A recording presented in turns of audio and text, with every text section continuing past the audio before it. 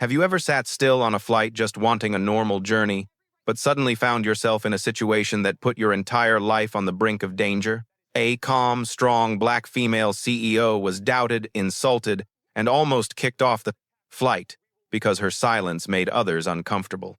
Little did she know, that incident was just the prelude to a larger conspiracy, a life or death choice in the sky. If it were you when the feeling of injustice hits you when someone tries to strip you of your truth and dignity, would you stay silent or would you stand up? A seemingly small question, but sometimes it shapes your destiny, between the fear of being wrong and the fear of being looked down upon. What will you choose? Come join me in the story to feel the breath of tension, the pain of injustice, and the strength of a woman who dares to stand firm in the midst of the storm. If this opening touches you, please like, share, and subscribe to the channel so we can continue this emotional story. A soft golden light spilled across the wide windows of Los Angeles International Airport that morning, the kind of sunlight that felt almost tender, warm, steady, as if encouraging people to breathe just a little easier despite the constant rush that airports demanded. Inside Terminal 4, the noise blended into a familiar soundtrack, rolling suitcases, distant announcements, the crackle of a walkie-talkie, someone tapping impatiently on a phone. For Avery Caldwell, mornings like this had become routine. She traveled so often that airports felt less like transit points and more like chapters in the long, complicated story of her life. Still, she always tried to ground herself before boarding, steady breaths, an honest check-in with her emotions, and a quiet reminder that she wasn't just another business traveler in a Navy suit. She was a black woman in leadership, and that meant she had learned to prepare for anything. Avery held a paper cup of black coffee, the steam brushing her cheek as she looked at her boarding pass for the 10th time that morning. Flight 2187 to New York, Seat 2A. Business class. Early departure. Light workload once she landed, at least for a few hours. Her schedule was packed, but today was important. She was heading to Manhattan for the quarterly board alignment with several high-profile partners. Meetings where it mattered, how she stood, how she spoke, how she carried herself. Meetings where her presence still surprised people even after decades of hard work, had carved her a place at a table she had more than earned. She inhaled slowly. "Keep your peace," she whispered under her breath. "You've survived harder things than crowded airports." The boarding call came gentle at first, then firmer. Passengers gathered into loose lines, some trying to cut forward, others juggling children or laptops. Avery waited her turn calmly. She always did. She never liked the scramble, the frantic energy of people trying to prove they belonged somewhere near the front. Maybe because she'd spent years proving herself in rooms that were never built for her. When she finally approached the gate scanner, the agent smiled and scanned her ticket. "Good morning, Miss Caldwell. Enjoy your flight." Avery appreciated that. A simple, respectful greeting. She stepped onto the jet bridge, the air turning cooler, the hum of ventilation overhead. And for a moment, everything felt right. She walked into the business class cabin, found seat 2A, and lowered herself gently into the wide leather seat. The lighting was soft, the cabin still quiet, passengers trickling in slowly. She placed her tote bag under the seat and pulled out a slim folder notes for her afternoon negotiation.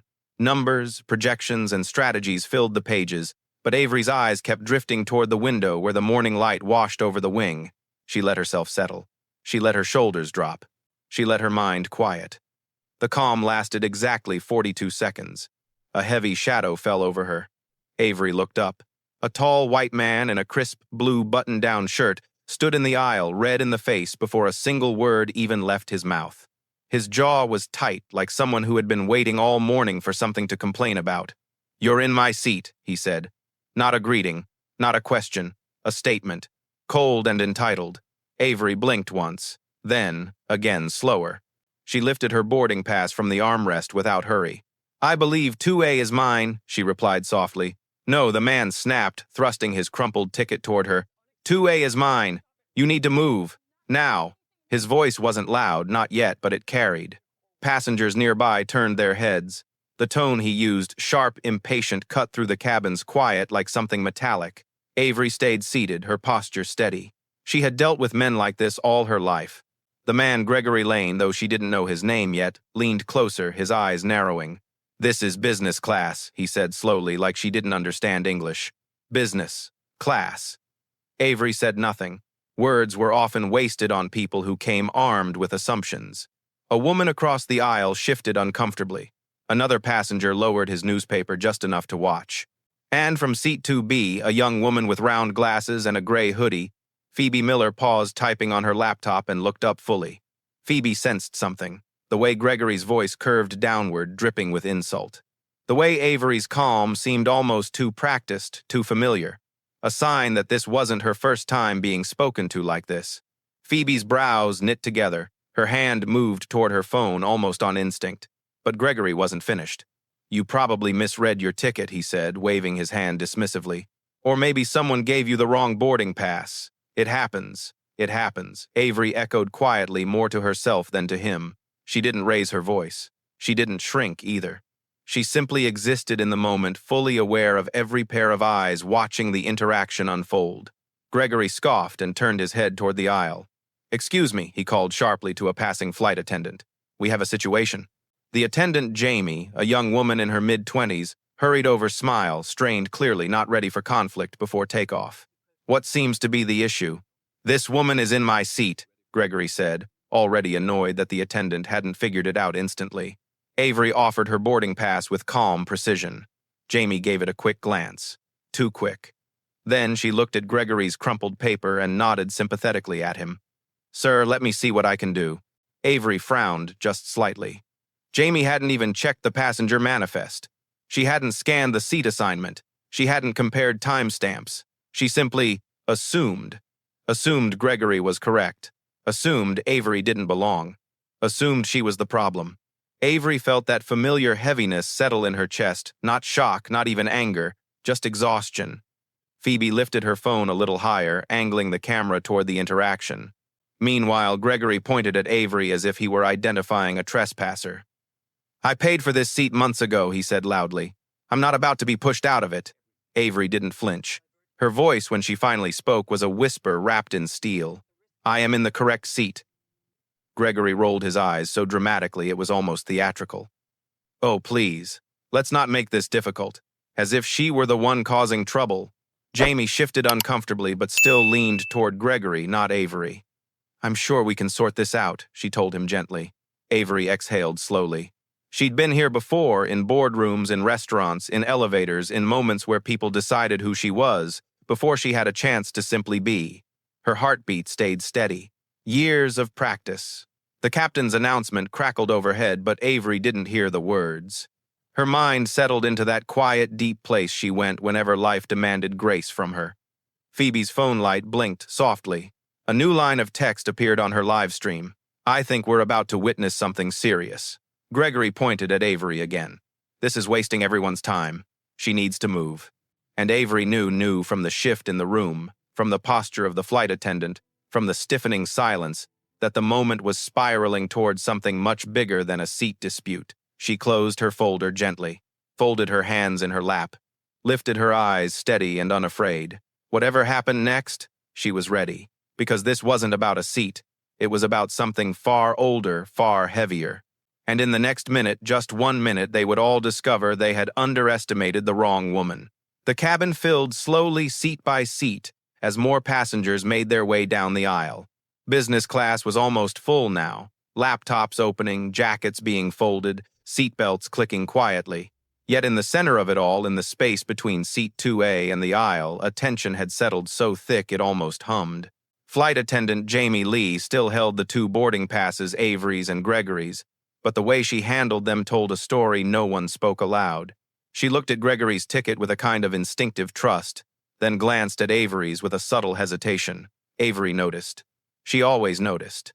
Years of boardrooms, negotiations, micro-stings of doubt disguised as courtesy, it had all trained her to read people in seconds.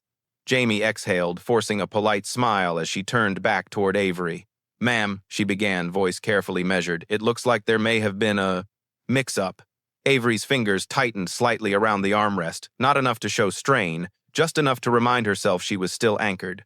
"A mix-up," she repeated gently. "Yes," Jamie said quickly. "Seat 2A appears to be assigned to this gentleman." Gregory gave a smug little nod as if this confirmed everything he'd already decided about Avery. Avery kept her gaze steady. May I see both passes again? She asked calmly. Jamie hesitated. A tiny flicker of discomfort. Still, she handed them over. Avery didn't snatch or sigh. She examined her pass with the kind of precision that came naturally to her.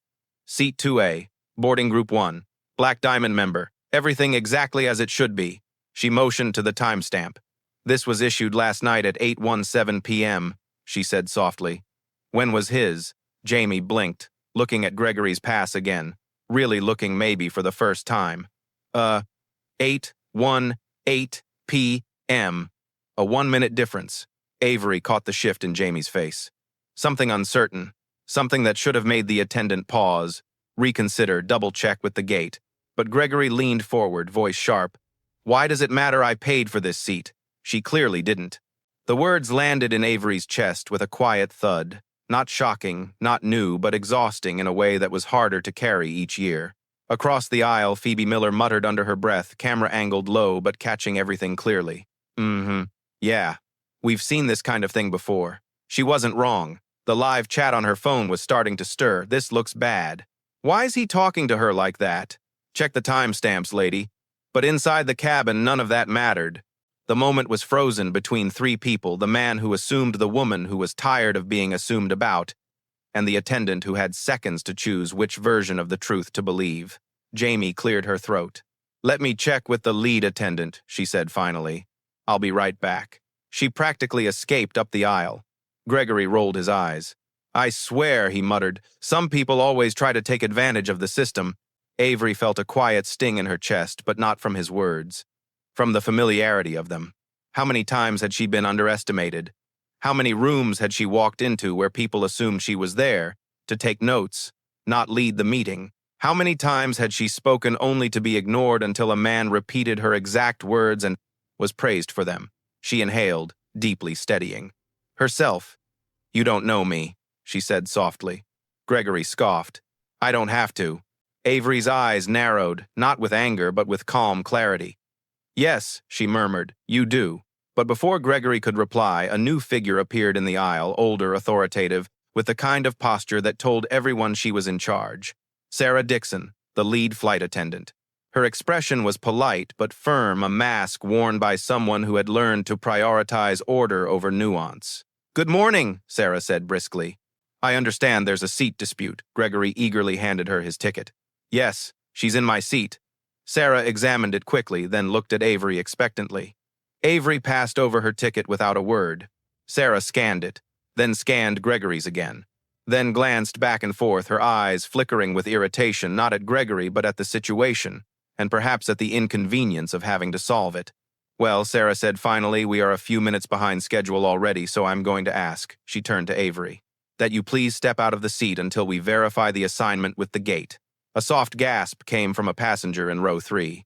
Phoebe's phone caught the moment the slight drop of Avery's shoulders, the soft tightening of her lips. Not fear, not anger, but disappointment deep enough to feel like a bruise. Avery spoke carefully. Ma'am, she said, I am in the correct seat, and I have already verified it. Sarah kept her tone polite but authoritative, the kind that expected obedience. I understand, Miss Caldwell, but the gentleman insists this is his seat. Avery's eyebrow lifted slightly. Her voice stayed even. And because he insists, she said, you believe him. Sarah flinched the smallest amount. It's not about belief, she said. It's about following procedure. Procedure, Avery repeated quietly. Then follow it, properly. Gregory threw up his hands. Oh my God, can we not drag this out? Just move. A few passengers murmured. One shook his head. Another whispered, this is embarrassing. Avery placed her hands on her knees. She didn't stand. She didn't raise her voice. I am not moving from a seat I rightfully purchased. Sarah's jaw tightened. Ma'am, if you do not comply, Phoebe cut in sharply. Hold on.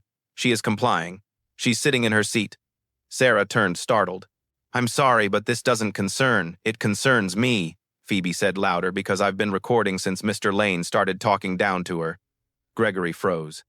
Sarah's eyes widened. Phoebe lifted her phone a little higher. And about 20,000 people have joined my live stream, she added. A ripple went through the cabin. Someone in 3C whispered, 20,000. Someone else muttered, oh, this is gonna go viral. Sarah swallowed hard, recalculating. But she still said, "Ma'am, recording is not allowed on board." Actually, Avery interjected gently, passengers are allowed to record interactions that involve them. FAA Regulation CFR 91.21 doesn't prohibit it. Sarah blinked. Avery's voice was calm but carried the unmistakable resonance of someone who lived in the world of regulations, policies, and systems. Gregory looked from one woman to the other, face reddening. "Unbelievable," he muttered. "You people always make everything so difficult." Silence stabbed the air. "You people." The phrase hung there ugly, exposed. Avery closed her eyes for half a heartbeat. She had heard those words in many forms, in boardrooms disguised as compliments, in interviews disguised as curiosity, in stores disguised as just checking. She opened her eyes again, and just when she was about to speak, just when her composure began to shift into something sharper, the captain's voice boomed over the speaker system. "Ladies and gentlemen, we are experiencing a brief delay due to a seating issue. Please remain seated." The cabin erupted with murmurs. Sarah sighed with visible frustration, and Avery understood in that quiet way her mind always worked, that the situation was about to escalate beyond a simple seat dispute. The question now was, would anyone bother to look deeper before acting, or would they do what people often did, rush to judgment, ignoring the truth in front of them? Sarah returned the boarding passes and forced a tight smile. "Ma'am," she said, "I'm going to ask you one last time to step out of the seat until we resolve this." Avery looked up, steady as stone. "No." And in that second, the air shifted. People straightened in their seats. Phoebe held her breath behind the camera. Gregory's satisfaction twisted into something darker. Avery Caldwell had drawn a line, a thin one, a quiet one, but one that would soon unravel the entire flight. For a moment, no one in the cabin moved. A stillness settled over the space, thick electric, almost humming like the last quiet seconds before a storm breaks. Passengers stared openly, now some out of curiosity, others out of discomfort. But the focus of every pair of eyes was on the woman in seat 2A who refused to stand. Avery Caldwell sat with her back straight, her hands resting gently on her knees, her expression calm in a way that didn't come from indifference, but from years, decades of being required to maintain composure in moments that stripped her dignity, thin. Lead flight attendant Sarah Dixon tightened her jaw. She wasn't used to passengers resisting her instructions, and she definitely wasn't used to being challenged with such quiet certainty. "Ma'am," Sarah repeated, trying to keep her voice even. "We really need to resolve this. The captain is waiting." Avery looked up at her, not defiant, not hostile, simply steady. "You may resolve it," Avery replied, without forcing me out of my seat. Sarah exhaled sharply. Not loud enough to be rude, but enough that anyone paying attention could sense she was losing patience. Behind her, Gregory Lane crossed his arms with theatrical exaggeration. "Oh, for God's sake," he groaned. "Why is this so complicated? Just move. You're holding everyone up." A passenger in row 3 hissed, "Dude, chill," but Gregory didn't hear or didn't care. Avery's fingers curled slightly against her palms. Her breath stayed controlled, but her chest tightened. The old familiar pressure rising, that heavy, invisible weight of being misunderstood, dismissed, misjudged in a space where she had every right to exist. She kept her voice soft, but the firmness beneath it was unmistakable. "I am not holding anyone up," she said. "I boarded early. I followed instructions. I am sitting in my assigned seat." "Ma'am," Sarah pushed, "if we don't de-escalate this." "How is she escalating anything?" Phoebe asked from seat 2B, louder this time. Sarah stiffened. "Miss, please stay out of." "No," Phoebe said, with her phone still recording. "I won't stay out of it, because I'm watching you pressure someone who hasn't raised her voice once." The live stream exploded with reactions. "Drag him, Phoebe. This is so unfair. Call the FAA." He literally said, "You people on camera." Gregory whipped his head around. "Are you seriously filming me?" he barked. Phoebe didn't flinch. "I'm filming everything." Sarah pressed 2 fingers to the bridge of her nose. "Ladies, please," she said. "Let's not make this harder than it needs to be." Avery inhaled long and controlled, letting her eyes trace the stitching on the seat in front of her. She imagined her mother's voice gentle, steady, a voice that had guided her through years of hurt. "Remember, baby," her mother used to say, "your calm is your armor. Don't let them take that from you." So Avery didn't. She lifted her chin and said, "I am calm. I have not raised my voice." I have complied with every request except the one that asks me to give up what I rightfully paid for. Gregory scoffed again. She thinks she's special, he muttered. Avery closed her eyes for half a second. It wasn't the words themselves. It was the familiarity of them. How often people said things like that when a black woman dared to assert her rights. I don't think I'm special, she replied. I think I'm a paying customer.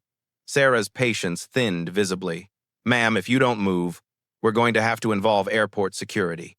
A murmur rippled through the cabin. Security. That word changed everything. It carried history. It carried danger. It carried the potential for things to go very, very wrong. And Avery felt it. Not fear, but a heavy, aching disappointment. Because she knew deep down that if security arrived, they wouldn't ask her for her story. They wouldn't look at the timestamps. They wouldn't weigh who was calm and who wasn't. They would see her first, her skin first. And that was the part of life she never got to forget. She swallowed, her heart tightening in her chest. Behind her calm was a quiet war of emotions. If I get off this plane, he wins. If I get off this plane, they will say it was my fault. If I get off this plane, the message will be that people like me should always step aside. But if I stay, what happens next? She stared out the window, the bright California sky stretching far and wide, everything open and possible. And yet her world in this small cabin felt so impossibly confined. Phoebe leaned closer and whispered, "You're not alone. I'm here." Avery offered her the faintest smile. "Thank you." But before she could speak again, another flight attendant approached. A male attendant in his early 40s, Evan, judging by the name tag. He looked calm, thoughtful, the kind of presence that softened rather than escalated situations. "Sarah," he said quietly, "maybe we should double-check the manifest." "We don't have time," Sarah said quickly. "The captain's waiting, but if we haven't verified, we have verified," she insisted. "The gentleman's seat is assigned to him," Evan frowned. "But her boarding pass. She probably got upgraded by mistake," Gregory said, waving him off. "It happens. Just move her." Evan didn't like that answer. His mouth tightened slightly, but he didn't push further, not yet. Avery saw the hesitation in his eyes, saw that he wanted to do right but wasn't sure whether he was allowed to. She knew that feeling too well. People often saw injustice. Few dared to interrupt it. "Sarah," Avery said softly, "I'm asking you, just look at the manifest. That's all." Sarah shook her head. "We're done discussing this. Please stand." Avery felt her heartbeat echo through her ribs. The injustice of it, the ignorance, the dismissal rose like a storm tide inside her, but she forced it down. She refused to give this moment anything except dignity. "I won't," she said simply. Sarah exhaled hard. "Security it is." She reached for her radio, and Avery felt something inside her fracture just slightly, not a breaking but a revelation, like a thin crack spreading across glass that had been under pressure for too long. Then, a sudden voice cut through the tension. "Ladies and gentlemen," said Captain Howard Briggs over the speaker, "I'm coming to the cabin." The murmuring intensified. Passengers straightened. Gregory paled faintly. Sarah stiffened, smoothing her uniform and trying to look composed. Avery breathed slowly, folding her hands again, the familiar ache in her chest, slowly dissolving into something else, something quieter, something steady. The captain appeared moments later, tall, salt and pepper hair, uniform immaculate. The kind of person who carried authority simply by standing still. "What's the issue?" he asked firmly. Sarah stepped forward quickly. "This passenger," she gestured at Avery, "is refusing to vacate a seat that doesn't belong to her."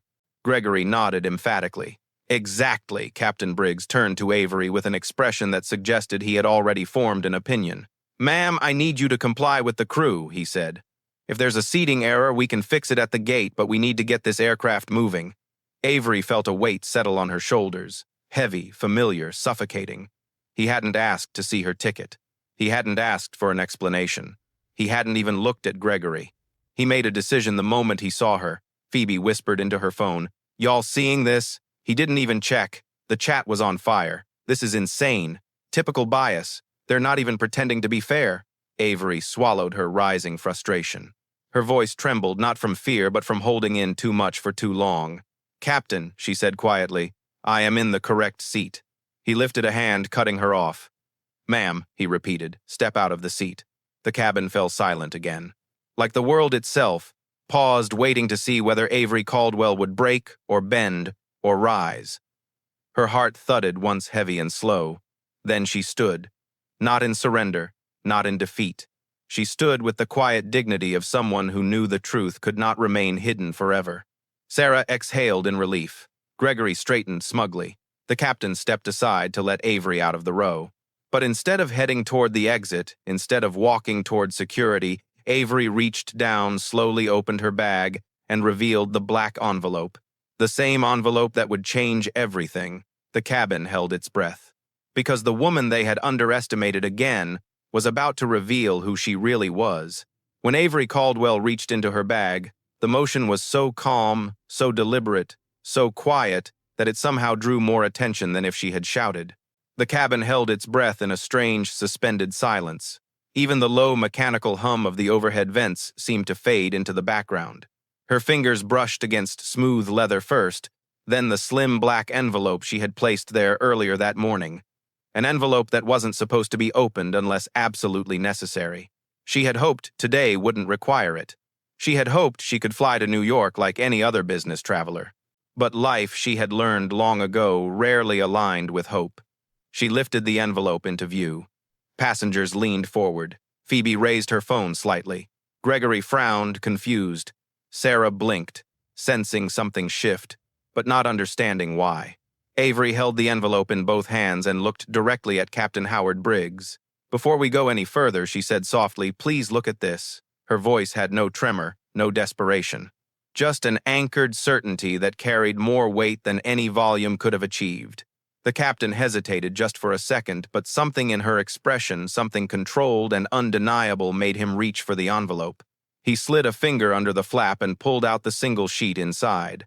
The moment his eyes met the letterhead, FAA, Federal Aviation Administration, his entire posture changed. The passengers couldn't see the text clearly, but they saw the reaction.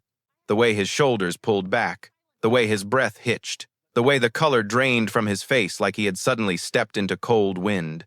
He read the title at the top of the page, Federal Aviation Compliance Director, Authorized Field Inspection Notice. Then he read the line beneath it, Authorized Agent Avery Caldwell, and then the signature Deputy Chief Administrator, FAA, Flight Regulations Division. The captain blinked fast twice before slowly raising his eyes to Avery. "You're with the FAA?" he asked, voice cracking just slightly. Avery simply nodded. Gasps traveled through the cabin.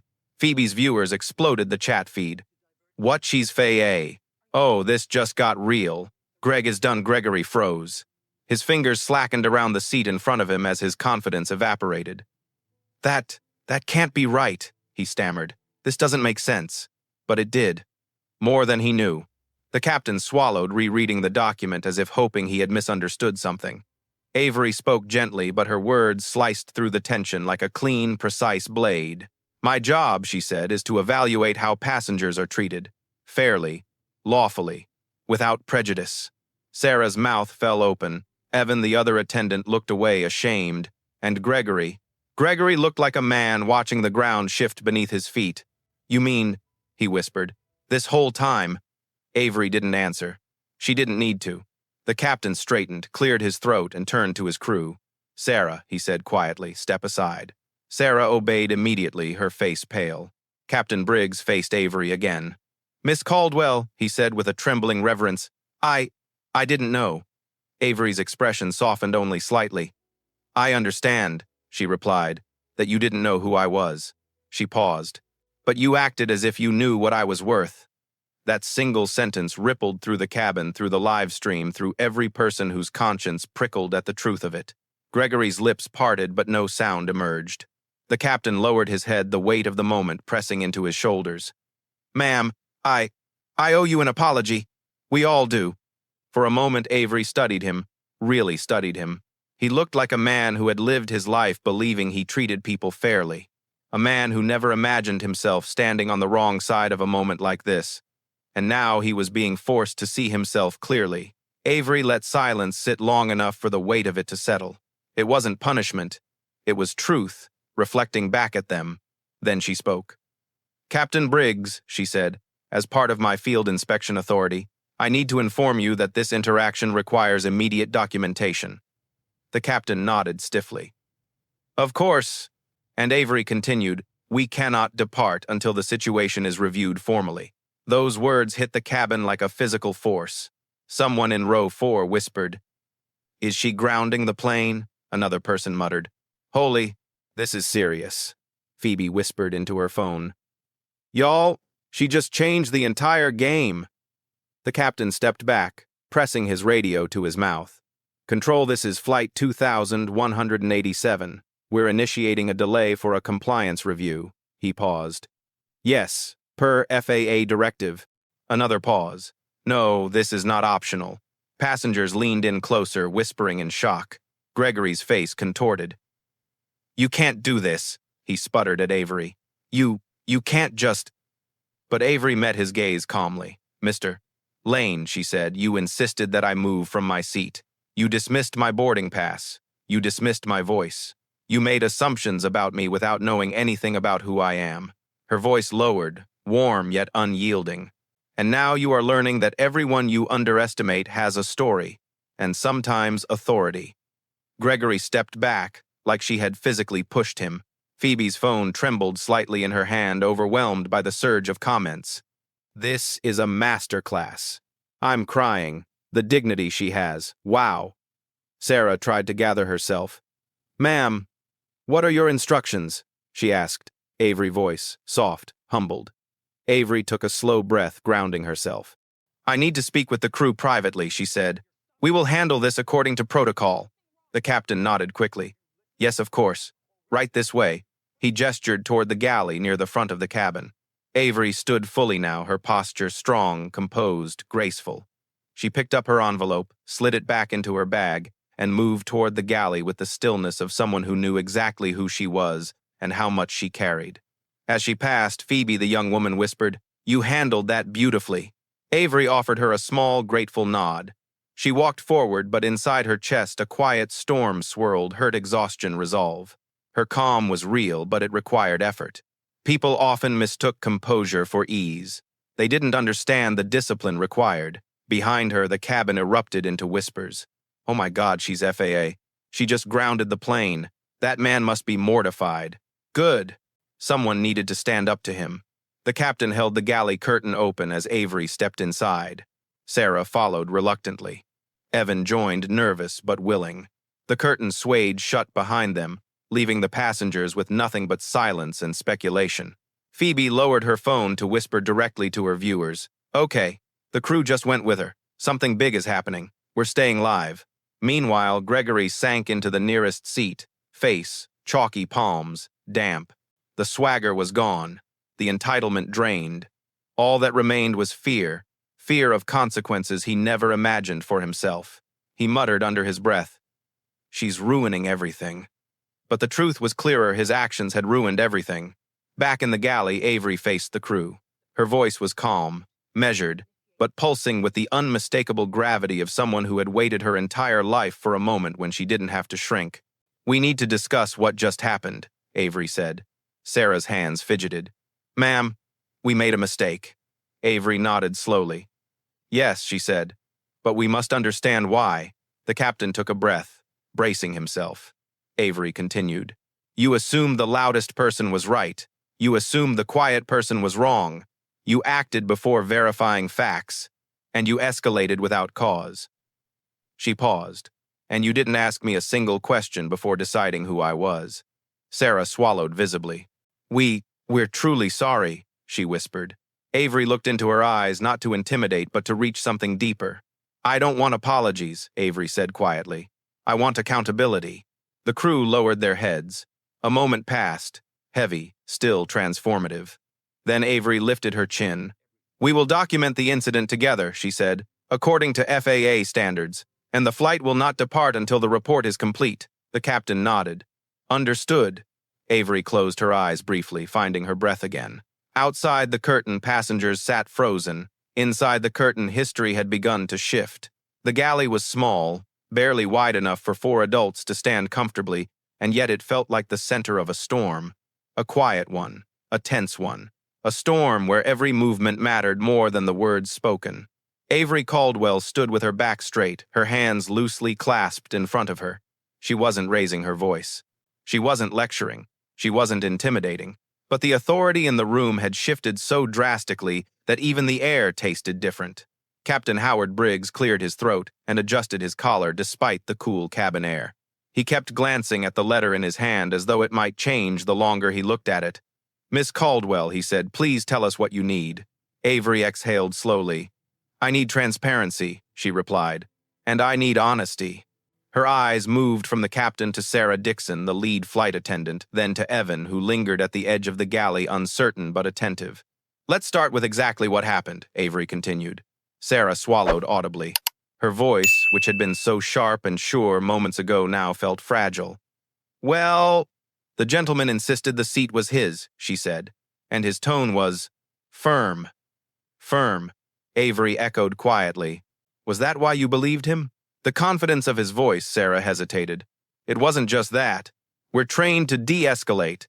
Loud passengers can disrupt the entire cabin." "And quiet passengers?" Avery asked. Sarah looked away, unable to answer. Avery didn't push. She didn't need to. The silence said enough. Captain Briggs rubbed his forehead ashamed. "We reacted without verifying the manifest," he admitted. "That was our mistake." "But not the only one," Avery said softly. Evan's throat tightened. "She's right." Avery turned her attention to him. "You noticed something, didn't you?" Evan nodded slowly. "Her boarding pass should have been checked against the digital log," he said. Sarah skipped that. "I didn't correct her."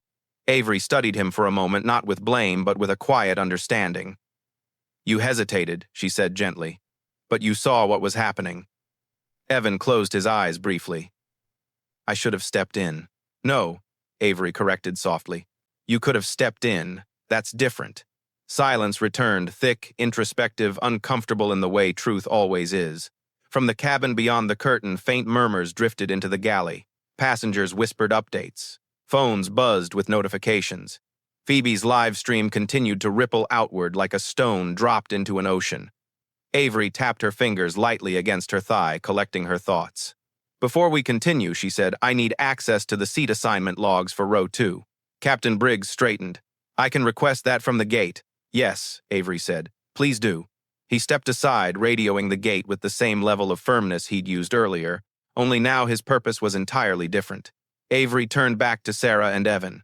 "In situations like this," she said, "implicit bias influences decisions quietly. It hides under the language of procedure. It hides under urgency.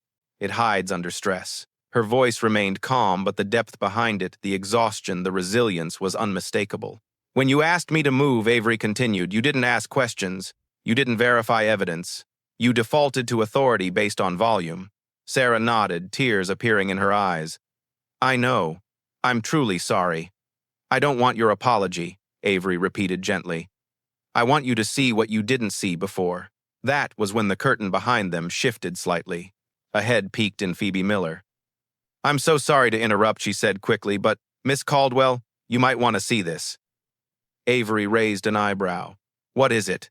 Phoebe slipped inside, closing the curtain behind her. She held out her phone screen facing Avery. "I muted the stream," Phoebe said, "but..." People in the chat started digging. Someone recognized him. Avery's brow furrowed. "Recognized who, Gregory?" Phoebe said quietly. "Mr. Lane." Avery's eyes narrowed. Phoebe continued whispering now. "He's not just a passenger, or at least, not just any passenger." Avery reached for the phone, scanning the comments that appeared frozen on the screen. Hundreds of lines. Then, thousands. But one message repeated again and again stood out. "Gregory Lane is banned from 2 airlines for aggressive behavior." Another message. "His company is under investigation for workplace discrimination." Another, "He filed a complaint last year claiming he was mistreated by minority staff." Avery's breath caught. And then, the real twist appeared. A highlighted comment.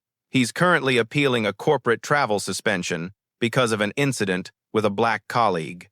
Avery blinked slowly, and the pieces clicked together. Gregory hadn't simply been entitled. He hadn't simply been rude. He hadn't simply been impulsive. He had a pattern, a documented pattern. Avery exhaled the revelation, settling deep in her chest. Phoebe looked nervous. I didn't want to make assumptions, but the chat is blowing up. People are sending links, screenshots. If half of this is true, Avery shook her head softly. No. Not assumptions, she said. Context. Her voice lowered. And context matters. Captain Briggs re-entered. The galley at that moment flustered. Miss Caldwell, he began, but stopped when he saw the tension in her expression. What happened? He asked cautiously. Avery handed him Phoebe's phone. Read, she said. The captain scanned the screen. His eyes widened. His throat bobbed. Oh, God, he whispered. We've mishandled this badly.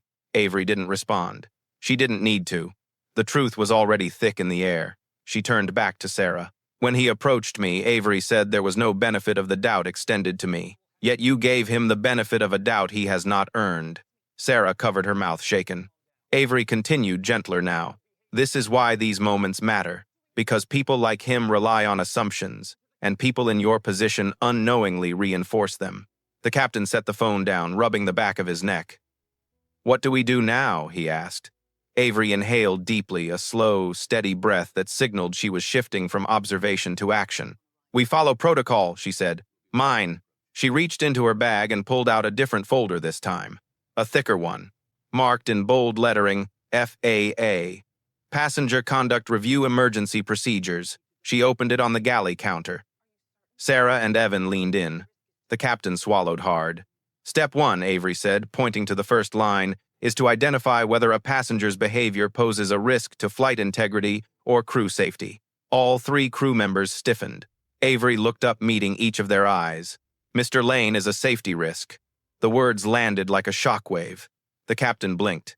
Safety risk, yes, Avery said plainly. His behavior fits several indicators. She lifted her fingers and counted them off one by one. Repeated escalation, refusal to comply with crew requests, a pattern of prior documented incidents, and the use of discriminatory language toward another passenger, Phoebe whispered, you people. Avery nodded. That phrase was not harmless, she said. It was targeted, and it suggested he believes some passengers are less worthy of their seats. She placed her hand on the open document. That belief, she added, can lead to violence in confined environments, and the FAA classifies that as a risk. The captain swallowed hard. So what are you saying? He asked, almost afraid to hear the answer. Avery closed the folder gently. I'm saying, she replied, that Mr. Lane needs to be removed from this flight. Phoebe gasped softly. Evan nodded in agreement. Sarah looked stunned but relieved. And the captain. He looked like a man who had just realized the decision he thought he'd been forced to make earlier. Removing Avery was the exact opposite of the one he would now have to enforce. So he's the one who must go, Captain Briggs said slowly. Avery's voice was soft, steady, unshakable. Yes, she said, for the safety of the flight. The captain let out a long breath, one that seemed to carry his pride, his uncertainty, and his compliance all at once. I'll handle it, he said quietly. Avery nodded. Phoebe looked between all of them, stunned. Should I stop the stream? Avery met her eyes. No, she said gently. Let the world see the truth. And with that, the captain turned toward the curtain. Everyone in the cabin was waiting. Everyone was watching. Everyone was about to witness the reversal of everything they thought they understood. Because Gregory Lane, who had demanded a seat he didn't own, was about to lose the one thing he thought no one could take from him, his privilege to fly. When Captain Howard Briggs stepped out of the galley, the curtain swayed behind him like the closing of a courtroom door. Every eye in the business class cabin followed his movements as if the entire row of seats had collectively forgotten how to breathe. He didn't raise his voice. He didn't rush. But something in his posture, straight spine, squared shoulders tightened, jaw told everyone that whatever was coming next was serious. Gregory Lane sat in seat 2C, now arms crossed, leg bouncing nervously. He wasn't smug anymore. He wasn't loud. He wasn't even pretending to be confident. His gaze darted between the captain, the curtain behind him, and the growing number of passengers holding their phones. He knew. He just didn't know how bad it was going to be. The captain stopped directly in front of him. Mr. Lane, Briggs said formally, I need to speak with you. Gregory swallowed. About what? It concerns your behavior toward another passenger. Gregory's neck flushed a deep red. Oh, come on, he blurted. You can't be serious. She's the one who caused all this. The murmurs around him sharpened. Someone whispered, is he really still blaming her? Someone else muttered. Man read the room. Phoebe's live stream comments exploded. Get him off the plane. He tried it with the wrong one. Sir, just stop talking. The captain's voice grew firmer. Mr. Lane, please stand. Gregory didn't move. Instead, he looked around as though searching for an ally, someone, anyone who would back him up. But no one met his eyes. The same entitlement that once inflated him now seemed to collapse inward. His voice cracked. Captain, please. I can't get kicked off this flight. I have meetings in New York. I didn't do anything wrong. Avery, watching from the galley entrance, felt a strange ache behind her ribs. Not pity, not forgiveness. Something more complex. Something shaped by a lifetime of being blamed, first heard, last, and expected to absorb the consequences of other people's assumptions. She had never wanted to ruin this man. She had wanted fairness. She had wanted acknowledgement. She had wanted dignity. But the situation had escalated beyond her control long before she revealed her FAA authority. The captain kept his tone even. Mr. Lane, per FAA passenger conduct regulations, I am instructing you to gather your belongings. Gregory's eyes widened. You can't do this, he whispered, voice breaking. The captain didn't look away. I can, he said quietly, and I must. Silence swept the cabin. Then, slowly, shakily, Gregory stood. His legs trembled. His hands clenched around the headrest in front of him. He didn't look like the confident man who had towered over Avery earlier. He looked small, unsteady, lost. Avery felt a flicker of something deep inside her chest, a reminder of the complicated humanity behind every conflict, a reminder that power can wound even when used responsibly. But she stayed still. Gregory whispered hoarsely, "This is unfair." Phoebe whispered back, just loud enough for him to hear, "So was what you did to her." Gregory's shoulders sagged. The captain gestured toward the aisle. "This way, sir." As Gregory moved past the rows, the passengers parted like a tide pulling back from the shore. He avoided every set of eyes, staring only at the carpet beneath him. When he reached Avery, still standing quietly near the galley curtain, he stopped. His jaw quivered. He looked as if he wanted to speak, wanted to apologize, wanted to explain, wanted to keep begging, but the words twisted inside him and never made it out. Avery met his gaze. Calm, steady, compassionate, but resolute. Gregory blinked hard and lowered his eyes. Then he continued toward the exit. 2 airport officers appeared in the doorway, escorting him down the jet bridge. The passengers sat frozen, taking in the moment. Some looked relieved. Others looked shaken. A few looked humbled. And Avery, she stood perfectly still, hands clasped gently in front of her. For the first time since boarding the cabin, felt level, balanced, like a scale that had been tilted too long was finally settling. But balance, Avery knew, didn't always mean peace. The captain returned, clearing his throat. "Ladies and gentlemen," he announced, "we should be ready for departure shortly. Thank you for your patience." The cabin clapped politely. But then, a voice rose from the back. "Wait." Everyone turned. A middle-aged woman in a tan cardigan, Mrs. Eleanor Brooks, seated in row 5, stood trembling slightly. She clutched the armrest with one hand and her chest with the other, as though steadying herself. "I'm sorry," she said softly, "but I need to say something." The cabin fell silent. Even the captain paused. Avery's eyes narrowed with curiosity. She didn't know the woman. She'd barely seen her. "Mrs." Brooks swallowed, voice quivering. "I've flown this airline for 20 years, she began. "And I have witnessed things. Things I didn't speak up about." Avery felt a chill run down her spine. Mrs. Brooks continued. "I've seen flight attendants dismiss people who looked different. I've seen passengers get treated like they weren't supposed to be here." Her voice cracked, "and I didn't say anything. Ever." Phoebe lowered her phone, her expression softening. "Mrs." Brooks wiped her eyes. "When I watched what happened today, I thought, oh no, not again. And then I watched how you handled it, Miss Caldwell." She looked at Avery with wet, earnest eyes. "You reminded me that silence isn't neutral, and I'm tired of being silent." The cabin rippled with quiet emotion. Avery exhaled, slow, steady, deeply moved, despite herself. The woman's confession wasn't dramatic. It wasn't polished. It wasn't a performance.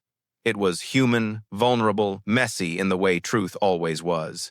Avery felt her own chest tighten, not with anger this time, but with something gentler, something healing. The captain lowered his head respectfully. "Thank you, ma'am," he said. "But Mrs. Brooks continued, voice trembling. "And I think we should thank Miss Caldwell. She didn't scream. She didn't accuse anyone. She just stood in the truth. And she protected us too, whether we realized it or not." The passengers began to nod. A murmur of agreement. A soft wave of applause.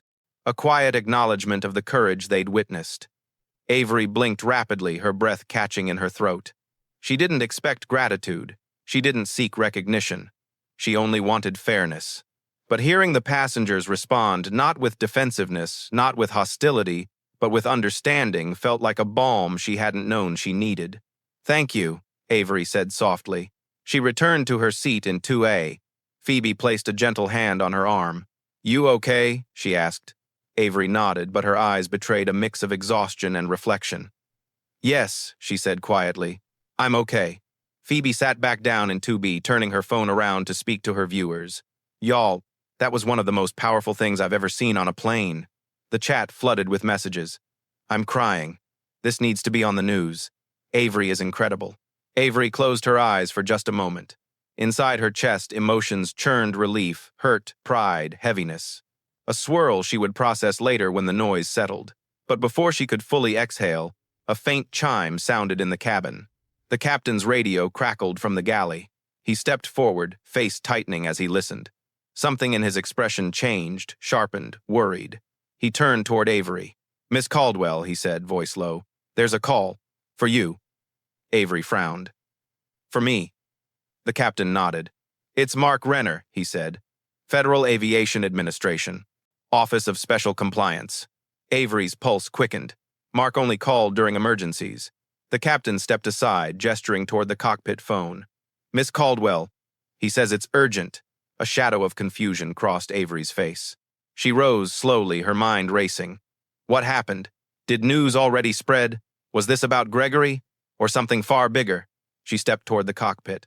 Passengers watched. Phoebe recorded. The cabin held its breath one more time.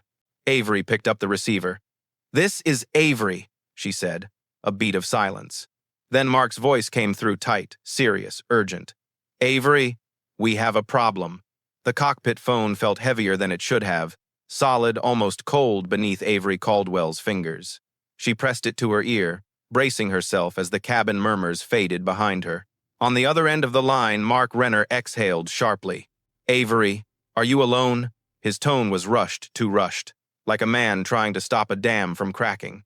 Avery stepped deeper into the narrow cockpit entrance, away from the passengers' eyes. "Yes," she said. "I'm here." Another breath from Mark, lower this time. "Good. Listen carefully. The situation on your flight, it's bigger than what you're seeing." Avery's stomach tightened. "Define bigger." There was a brief rustling noise, papers shifting, keyboards clacking in the background on Mark's end.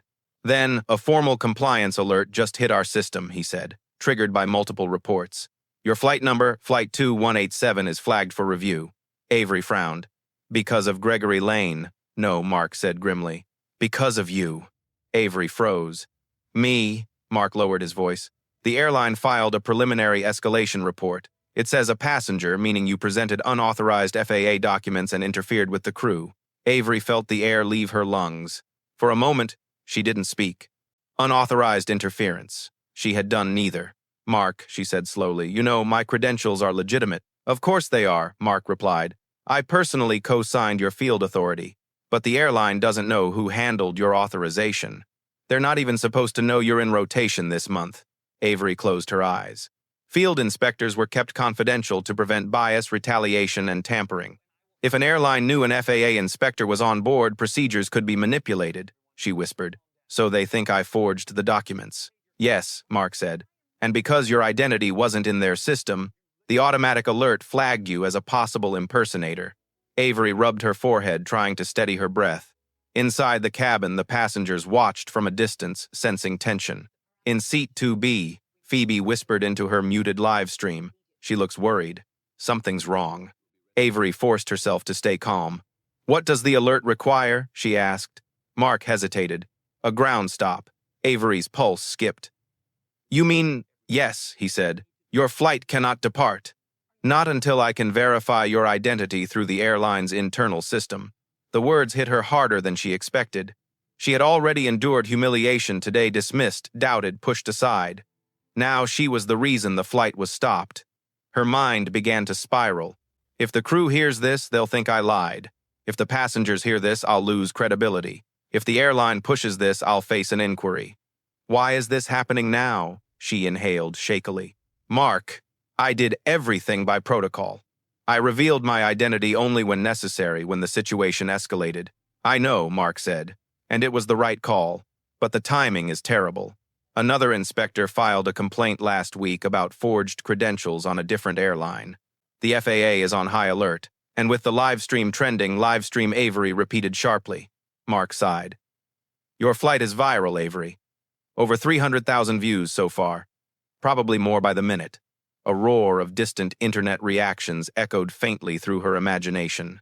Avery pressed her back against the cockpit wall, eyes closing briefly. Mark, she whispered, I can't have this be misunderstood. Not again. Not like today. Not like she caught herself. Mark softened his voice. I know what you've lived through. But right now you need to breathe. You need to stay calm, and you need to follow my instructions. She nodded slowly. What do I need to do? Step 1, Mark said. Do not reveal this call to the passengers. Avery stiffened. Why not? Because if they hear the flight is grounded because of you, they'll panic, and you'll be blamed. Again, Avery's chest clenched. He wasn't wrong. Mark continued. Step 2. Do not surrender the original documents. Keep them with you. Airlines cannot legally confiscate an FAA inspector's paperwork. Avery nodded. Understood. And step 3, Mark said, I need you to stay composed. I'm escalating the verification internally. But until I confirm your identity with their headquarters, the airline will treat you as a potential threat. Avery exhaled, long and shaky. A threat, she repeated faintly. Yes, Mark said. And Avery, until I verify you, they are authorized to remove you from the aircraft. Her breath caught. Remove her. After everything that had already happened, her mind raced.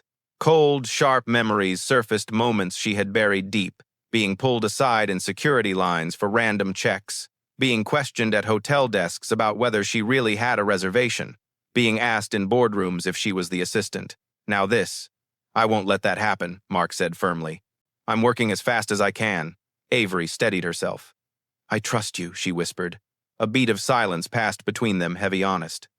I'll call back in 5 minutes, Mark said. Stay calm. The line clicked. Avery lowered the phone slowly, her hand trembling not from fear alone but from the crushing weight of irony. She had advocated for fairness. She had demanded verification. And now she was the one whose identity was in question. She straightened, adjusting her blazer. Her eyes hardened not with anger but with grit. She stepped out of the cockpit and into the cabin. Dozens of eyes turned toward her. Phoebe lifted her phone. Miss Caldwell, she asked softly. Is everything okay? Avery forced a gentle expression. It will be, she said, eventually. The captain approached her, still unaware of the call she had received. Miss Caldwell, he said, I wanted to thank you again for your professionalism. We're almost ready to. His radio crackled. A voice from the gate shouted, Captain Briggs, hold departure. Security team en route. Passenger review required. The captain frowned. What? Why? The voice crackled again. Priority alert from headquarters. Passenger flagged. Conduct review mandatory. A ripple of confusion spread through the cabin. Passengers whispered. Phoebe's eyes widened behind her glasses. Are they talking about? But before anyone could guess, the gate agent hurried down the aisle, pale and tense. She looked directly at Avery. Ma'am, the airline has requested to speak with you immediately. A hush fell. Phoebe's live stream chat exploded. Avery inhaled. What is this regarding? She asked calmly. The gate agent swallowed. We received a report from corporate, indicating that you may be traveling with fraudulent federal credentials. The cabin gasped. Someone whispered. No way. Someone else murmured. That can't be true. Another muttered. She didn't fake anything. I saw that paper. Phoebe lowered her phone in shock. Avery's heartbeat thundered in her ears. She lifted her chin. My credentials are legitimate, she said. The gate agent looked apologetic but firm. Ma'am, Until we verify your identity, we have been instructed to escort you off the plane. The cabin erupted in whispers of disbelief. The captain's face twisted in shock. Wait, what? She's FAA. The gate agent winced. We don't have that in our system. Avery's breath hitched. And then the worst moment of all. A passenger from row 3 muttered loudly, I knew something was off. Avery felt her chest tighten as if someone had wrapped a fist around her lungs. Not again. Not this. Not after today. Phoebe jumped up. No, she said fiercely. You're not doing this. She saved us today. She protected us. You can't just... bus. The gate agent shook her head. I'm sorry. We're required to remove her until we confirm her identity. Avery swallowed. Her throat burned. Her hands trembled just barely. She forced herself to breathe. Then quietly she said, I will cooperate. Phoebe's mouth fell open. But Miss Caldwell, why Avery, looked at her gently. Because fighting isn't always the way, she whispered. Sometimes strength is staying calm long enough for the truth to catch up. The officers appeared in the doorway. Passengers shifted uneasily. The captain stepped forward. This is wrong, he said sharply. She is who she says she is. The gate agent looked pained. Captain, we have no choice. Avery exhaled a long, steady breath. She stood. The cabin watched in stunned silence as she picked up her bag and stepped into the aisle. Phoebe whispered, We're with you. Avery nodded faintly. But as she reached the exit, her phone buzzed. Mark Renner. She answered quietly. Mark. His voice was urgent. Avery, stop. Do not leave the aircraft. Something is happening. Avery froze. Mark, what do you mean? He inhaled sharply. Avery, your credentials weren't the only thing that was flagged. Her blood ran cold. What else? Mark's voice dropped to a whisper. You're not the only person on that plane with a federal clearance. Avery's eyes widened. Passengers stared at her in confusion. Mark continued. Someone aboard your flight is under investigation. Avery's voice shook. For what? Mark exhaled. For identity fraud. And then, we believe there may be a second federal employee on board, impersonating someone they're not. Avery's heart pounded. Mark's final words hit like thunder, Avery. Someone on that plane is not who they say they are, and they may be watching you. The hallway just outside the aircraft door felt colder than the cabin, sterile, metallic humming with faint echoes from the jet bridge. Avery Caldwell stood inches away from stepping off the plane, her tote bag on her shoulder, her phone pressed lightly against her ear as Mark Renner's urgent voice crackled through the receiver. Avery, listen to me, Mark repeated, breath uneven. Do not leave that aircraft. Someone on board is impersonating a federal employee. Avery's pulse throbbed so hard she could feel it echo behind her ears.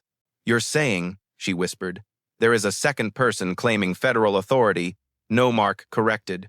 I'm saying someone else flagged in our system boarded under a false identity, and the alert hit the moment your credentials were scanned. Avery closed her eyes briefly. Identity fraud. Federal identity fraud. On a commercial aircraft. It was one of the FAA's highest-level concerns. Her voice tightened. Mark, who is it? I'm working on it, Mark said.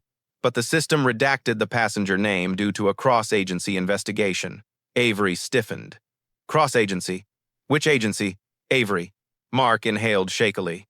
It's Homeland Security. She gripped the edge of the aircraft doorway. Homeland Security. If DHS was involved, this was no longer about a rude passenger or crew mistakes. This was national-level scrutiny. Mark continued quickly. You need to get back to your seat, now. The airline is required to isolate the flagged passenger on board until we identify them. Avery's throat tightened. That means, she said quietly, the impersonator is still in the cabin. Yes, Mark said, and you, without realizing it, may already have crossed paths with them. Avery felt a chill climb up her spine. She glanced back into the aircraft. Dozens of faces watched her, concerned, confused, suspicious, supportive, terrified. They were all possibilities. Phoebe Miller stood in the aisle, her phone lowered, watching Avery with wide, worried eyes. Avery touched the wall of the jet bridge for balance. Mark, I need instructions, she whispered. Stay visible, he said. Stay composed, and do not confront anyone. We have a DHS liaison flying to LAX's command office right now. Avery swallowed hard. Mark, am I in danger? A pause. I honestly don't know, he said. Those words lodged in Avery's chest like glass. But she steadied herself, one deep breath, then another. She had survived harder moments. She had stood her ground when the world tried to push her out. She had learned that composure wasn't weakness, it was survival. She turned back to the gate agent. "I'm not leaving the plane," Avery said calmly. The gate agent blinked. "Ma'am," corporate requested. Corporate Avery said softly, "doesn't outrank the Federal Aviation Administration." Her tone wasn't loud. It didn't need to be. The gate agent stepped aside instinctively, unsure how to respond. Avery walked back into the cabin. Every head turned. Every whisper stopped. Phoebe mouthed, "What happened?" But Avery gently held up a hand. "Not now." She moved down the aisle with measured steps, observing faces, postures, hands. A man in row 4 gripping his briefcase too tightly. A woman in row 3 wiping her palms against her jeans. A teenager staring down at his phone with exaggerated focus. A businessman pretending not to watch her but failing completely. A couple in row 1 whispering urgently. None of them looked like a federal imposter, but imposters rarely did. When she took her seat again in 2, a Phoebe leaned close. "You looked scared for a second," Phoebe whispered. "I've never seen you scared." Avery gave her a small, strained smile. "I'm not scared," she said softly. "Just aware." The captain approached cautiously. "Miss Caldwell," he said, "I was told you were being removed from the aircraft." Avery met his eyes. "That won't be happening," she said gently. He blinked. "Ma'am, I don't understand." "You will," Avery replied. "Very soon." The tension in the captain's jaw eased slightly. He gave a slow nod. "Is there anything you need?" Avery hesitated. There was something. She lowered her voice. "Keep all passengers seated. No one leaves until FAA confirms identity verification." The captain's eyes widened, but he nodded sharply and stepped toward the intercom. "Ladies and gentlemen," his voice boomed through the speakers, "please remain seated. We are awaiting a clearance update from air traffic control." A murmur rippled across the cabin. Avery closed her eyes. Her heartbeat drummed quietly inside her chest. She felt Phoebe's hand brush her arm gently. "Whatever's going on," Phoebe whispered, "you're handling it better than anyone else could." Avery managed a soft smile, but underneath her thoughts spun in tight circles. Who on this plane is pretending to be someone they're not? Why now is this connected to Gregory? Is someone targeting the flight? Or targeting me? She hated that last thought. She hated giving fear a name, but she couldn't ignore the possibility. Her phone buzzed again. A text from Mark Avery, DHS, says the impersonator may attempt to leave their seat or create a distraction. Observe quietly. Don't intervene, Avery swallowed. Another message came through. This person is trained at evasion. Be careful. A quiet shiver ran through her. She looked around the cabin again, this time more slowly. Passenger faces blurred into the same haze of nervousness and speculation. The stakes were rising by the second, and the room felt smaller, pressurized not by altitude, but by uncertainty. Then suddenly, a sharp sound cut through the cabin. A bag fell from an overhead bin near row 5, hitting the aisle with a heavy thud. Several people gasped. A man in a navy jacket quickly bent down to pick it up too quickly. Avery's eyes sharpened. His movements were tight, controlled, almost rehearsed. He shoved the bag back into the overhead bin faster than necessary. He avoided eye contact with everyone. Avery's pulse quickened. Was it him, or was she overanalyzing? She forced herself to stay still. Another text from Mark buzzed through. We found something. Passenger manifest cross-checking reveals one traveler with incomplete ID verification. Avery's heart pounded. Row, she texted back quickly. A pause. A very long pause. Then Mark typed row 2. Her entire body went cold. Row 2. Her row. Avery lifted her eyes slowly. She looked at the seats around her. 2A Avery Caldwell. 2B Phoebe Miller. 2C empty. Now Gregory removed 2D. A man in a dark green sweater, glasses, quiet, unassuming. Avery had barely noticed him earlier. He had been silent through the argument, silent through the removal, silent through the announcements. Too silent. He was tinkering with his watch, one hand shaking slightly, not with fear, but with impatience. His eyes flicked toward the front of the cabin, then the back, then his watch again. Avery narrowed her gaze. He seemed to sense her attention.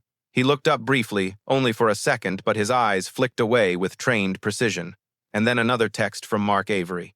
The flagged passenger is in 2D. Her stomach dropped. The man in the green sweater shifted again, fast, precise, nervous. Phoebe noticed Avery freezing. "Miss Caldwell," she whispered. "What is it? What's wrong?" Avery swallowed. She didn't answer. Instead, she stared at the man in 2D. And the man in 2D stared right back. His expression changed. Something dark flickered in his eyes. Something calculating. Something that told Avery without a single word he knew she knew. And then he reached under his seat. Avery's breath caught. "Phoebe," she whispered urgently, eyes locked on him. "Don't move." Phoebe's face drained of color. "What's happening?" Avery didn't blink. She watched the man's hand disappear beneath his seat and return holding something metallic. Phoebe gasped softly. Avery's heart slammed into her ribs. Mark texted again. "Avery, report immediately. Do not make eye contact with the suspect." But it was too late. He was already watching her. He lifted the small metallic object slightly, just enough for Avery to see its shape. Not a weapon, not a phone, not a wallet, something worse. Something that made Avery's breath stop. A federal badge. One she knew was forged. He leaned toward her, voice low and calm with a smile that didn't reach his eyes. "Looks like we've both been keeping secrets," he whispered. Avery's skin pricked with cold. He glanced at her badge envelope, then at her face. Then he said, "Let's see who gets exposed first." For a long moment, Avery Caldwell couldn't breathe. The cabin lights above her hummed softly, too softly, like the world was holding its breath along with her. The passengers in the rows behind whispered, unaware that the air around row 2 had shifted, dense, sharp, dangerous. The man in seat 2D leaned closer just enough that Avery could hear him over the muted roar of the APU outside. "Relax," he murmured, the forged badge glinting faintly in his hand. "We're both professionals here." Phoebe stiffened beside Avery, eyes wide, confusion melting into fear. Avery forced her voice, low and steady. "That badge," she whispered, "isn't real." A faint smirk touched the man's lips. "And yours is?" Avery held still. "Yes." He raised an eyebrow, amused. "That's the problem with confidence," he said quietly. "People believe it until it's too late." Avery felt a chilling recognition in his tone, calculated, rehearsed. This wasn't someone improvising a lie. This was someone used to bending truth until it snapped. Her phone buzzed in her palm. Another message from Mark Renner. "Avery, do not confront him. DHS says suspect may be connected to ongoing sting operation. Wait for ground personnel." Avery's pulse hammered. She turned her hand slightly, hiding the screen as she typed a quick response under the fold of her coat sleeve. "He is inches from me." Weapon Mark responded almost instantly. "Unknown. Behavioral markers, evasive, skilled at manipulation, likely trained. Do not escalate." Avery inhaled slowly. She needed to diffuse this without giving him power, without provoking him, without frightening the passengers. She leaned just slightly toward Phoebe. "Stay calm," Avery whispered. "Don't look at him. Don't speak." "Not yet." Phoebe swallowed hard, nodding shakily. The man chuckled softly. "I admire that," he said. "Control. Composure. You remind me of someone I used to work with." "Who?" Avery asked quietly. He tilted his head. "Someone who also pretended to be in charge." Avery stayed still. Stillness was her shield now. Passengers were glancing over, sensing tension but unable to place its source. Flight attendant Jamie Lee took a cautious step toward their row. "Is everything all right here?" Jamie asked gently. The man in 2D sat back with startling ease, his expression instantly pleasant. "Everything's fine," he said warmly. "Just a misunderstanding about seat numbers." The immediate shift in tone made Avery's stomach twist. He was good. Too good. Jamie nodded uncertainly and stepped back, though concern lingered in her eyes. The man leaned toward Avery again, speaking under his breath. "You don't want to make a scene," he murmured. "Not after everything that's already happened today." Something sharp flickered in his voice, mocking knowing. "How do you know what happened today?" Avery whispered. He chuckled. "Oh, Avery. Everyone on the ground knows. Your flight is trending. The whole terminal is talking about you.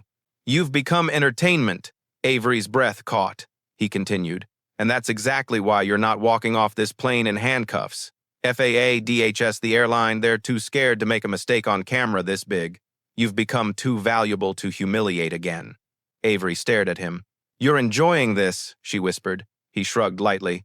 I appreciate complex situations, and this one, beautifully messy. Avery's voice tightened. Who are you? He smiled slowly, not friendly but patient, like someone waiting for the right moment to flip a chessboard. Someone who prefers a clean exit, he murmured. And you're standing in the way of mine. Avery kept her expression calm, even as her mind raced. He wants to leave the aircraft. He wants to disappear before DHS arrives. He thinks I'm the only obstacle. On instinct, she angled her body ever so slightly, a subtle shift that Phoebe immediately recognized as protective. The man noticed. So it's like that, he murmured. You're going to try and block me. I'm going to follow protocol, Avery said quietly. He leaned back, laughing softly under his breath. You really think protocol is going to protect you? Avery held his gaze. No, she said. I think it's going to expose you. His smile faded. For the first time, she saw something crack behind his eyes. Annoyance. Not fear, not panic. Annoyance. Her phone buzzed again. Mark Avery, DHS, has arrived at the gate. Do not let the suspect disembark. Repeat, do not let him off that plane. Avery's throat tightened. She typed back. He wants to leave. He's aware, I know.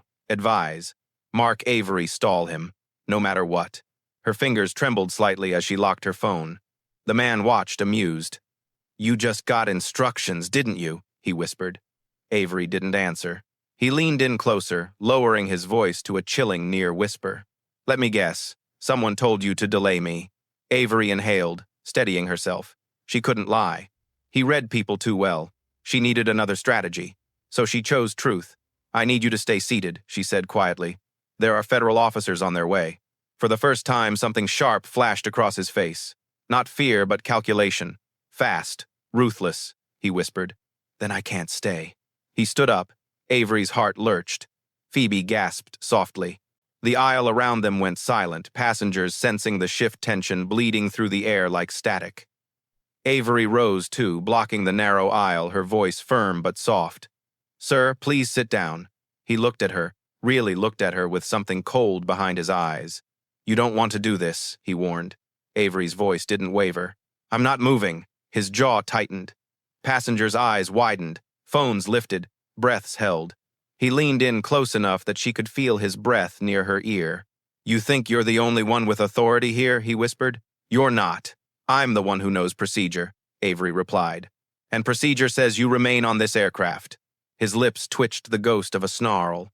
Then he made his move. Not a strike, not a shove, something far more unpredictable. He raised his hands high and shouted, This woman is threatening me. The cabin erupted. Passengers gasped. Phones shot up. Some people screamed. Phoebe jolted to her feet, shouting, No, that's not true. Jamie Lee ran toward them. Avery froze, not out of fear, but out of shock at the sheer audacity. He was flipping the narrative, weaponizing perception, weaponizing witnesses, weaponizing the day's earlier chaos. He stumbled backward, dramatically slamming into a seat. She's impersonating a federal officer, he yelled. She threatened me. She has a weapon. The passengers erupted in panic. Avery felt the room tilt for a moment, a sickening familiar déjà vu. The same disbelief, the same accusation, the same crushing weight of being misjudged. Phoebe grabbed Avery's hand. Don't let him do this to you, she whispered fiercely. Avery steadied herself. Her voice came out quiet, almost too quiet. You're lying. Everyone heard it. The man stopped shouting immediately, his eyes narrowing. The calmness in Avery's voice cut through the panic like a blade. Passengers hesitated. Phones trembled, whispers shifted. Jamie reached them breathless. What is going on? Before she finished, the aircraft door opened abruptly, hard, loud, urgent. 2 DHS officers stepped inside. The man in 2D froze. One officer pointed directly at him. Sir, step forward with your hands where I can see them. Panic rippled through the cabin. The man's eyes darted toward the exit, toward the window, toward Avery. Then he whispered to her, This isn't over. Avery didn't flinch. He tried to bolt, but an officer tackled him before he made it 2 steps. Passengers screamed. Phoebe covered her mouth. Jamie stumbled backward. The forged badge skittered across the aisle, stopping at Avery's feet. She looked down at it, silent. An officer cuffed the man, reading him his rights. The cabin felt like it might collapse from the sheer magnitude of adrenaline. As he was dragged past Avery, he glared at her. You ruined everything, he hissed. Avery's voice was steady. No. I did my job. They pulled him away out of sight. Silence consumed the cabin. People stared at Avery, some stunned, some relieved, some remorseful. Phoebe touched Avery's arm gently. "You okay?" she whispered. Avery exhaled a slow, trembling breath she hadn't realized she'd been holding. "No," Avery whispered honestly. "But I will be." Then the captain stepped into the aisle, his face pale, his voice shaken. "Miss Caldwell," he said softly, "DHS wants to speak with you immediately." The cabin held its breath again. Because now, Avery wasn't just a witness, she was part of an active federal investigation. The cabin hadn't fully recovered from the chaos when the two DHS officers stepped deeper inside. Their presence changed the air instantly. Heavy boots clipped movements, the unmistakable energy of federal command. The passengers shrank back into their seats, some still clutching phones, others holding their breath like the slightest noise would set off another explosion of tension. Avery Caldwell stood motionless at the center of the aisle, her heartbeat slowing back toward normal, though the adrenaline still trembled in her veins. She wasn't rattled, not exactly, but she felt stretched, like the day had reached inside her and pulled at every seam. One officer, a tall man with a square jaw and calm, assessing eyes, stepped toward her. "Miss Caldwell," he said, voice measured respectful. "I'm Special Agent Daniel Hart, Homeland Security." The woman beside him, shorter, sharp-eyed, steady, offered a nod. "Special Agent Mia Torres." Avery met both their gazes without flinching. "You wanted to speak with me." "We need to," Agent Hart replied. "Immediately." The captain, Captain Briggs, hovered nearby, shoulders stiff, eyes darting anxiously between Avery and the agents. "She's been through hell already," he muttered under his breath. "Please, just don't make this worse." Agent Torres answered gently. "Captain, we're not here to harm Miss Caldwell, but she is now a key witness and potentially more." A ripple of whispers cut through the cabin. Phoebe clutched Avery's sleeve. "Do you want me to come with you?" she whispered. Avery offered her the softest smile she could manage. "Stay here. You've done enough." Agent Hart gestured toward the front of the plane. "We'll conduct this in the galley area. Privacy. Neutral ground." Avery nodded and followed them forward, stepping past rows of wide eyes, some supportive, some still confused, some ashamed for how they judged her earlier. Inside the small galley, the door to the cabin closed behind them. The space smelled faintly of coffee grounds and metal. It was cramped but private. Agent Torres started. "Miss Caldwell, before we begin, you have the right to request FAA counsel." Avery shook her head calmly. "I'm fine. Continue." The agents exchanged a look surprised by her composure. Agent Hart folded his arms. "You were the first person to identify the suspect in 2D as an impersonator." How Avery met his gaze. He slipped. The tone of someone trained isn't the same as someone who's pretending. He mimicked authority but not procedure. And when he flashed the badge, it didn't match DHS typography or laminate around the edges. Agent Torres raised an eyebrow. "You noticed laminating errors. At that distance, under those lighting conditions," Avery shrugged lightly. "Some people watch faces. I watch details." Torres murmured, "FAA field inspector indeed." Agent Hart continued. "Did he threaten you before attempting to flee?" "Not directly," Avery said softly. "But he made it clear he was leaving that plane no matter who stood in the way." Hart nodded slowly. "And you intentionally blocked his exit." Avery hesitated. The truth was complicated. "Yes," she said finally. "He was a danger to this aircraft. And I." Her voice caught unexpectedly. Agent Torres leaned forward. What Avery exhaled carefully. "I couldn't let another incident unfold where the wrong person is punished because of assumptions, racial or otherwise." That quiet confession hung in the small galley like fog. Hart softened just barely. "Understood." But Torres wasn't done. "Miss Caldwell, there's something you need to see." She pulled a tablet from her bag, tapped the screen, and turned it toward Avery. A grainy airport camera footage played time-stamped 2 hours earlier. Passengers moving through security, luggage, lines. One particular figure stood out, the man from 2D. He wasn't wearing the green sweater then, only a gray shirt and backpack. He approached a kiosk, typed something into the touchscreen, then turned his body slightly as someone else walked behind him. Torres zoomed in. The camera caught his reflection in the kiosk screen. And next to him, just for a split second, stood another man passing something small and metallic into his hand. Avery leaned closer. That's a badge. Hart nodded grimly. He didn't board with it. He acquired it here in the terminal. Torres tapped the screen again, and the man who handed it to him, we're still identifying him. A cold sensation spread through Avery's spine. So this was coordinated. Possibly, Hart said. Possibly bigger than that. But what matters right now is he wasn't your only concern. Avery straightened. What do you mean? Torres glanced at Hart. Should we tell her? Hart nodded. She deserves to know. Torres turned back to Avery.